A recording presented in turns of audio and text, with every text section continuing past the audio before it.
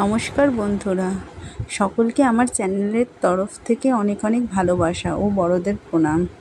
আমার এই চ্যানেলটিকে এত ভালোবাসার জন্য আপনাদের অসংখ্য ধন্যবাদ।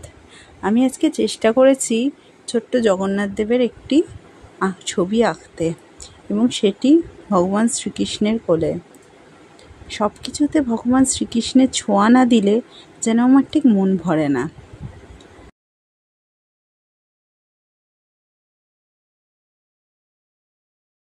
তাই একটি ছোট্ট প্রচেষ্টা করলাম। যদি ভুল ত্রুটি হয়ে থাকে তাহলে অবশ্যই মাফ করে দেবেন।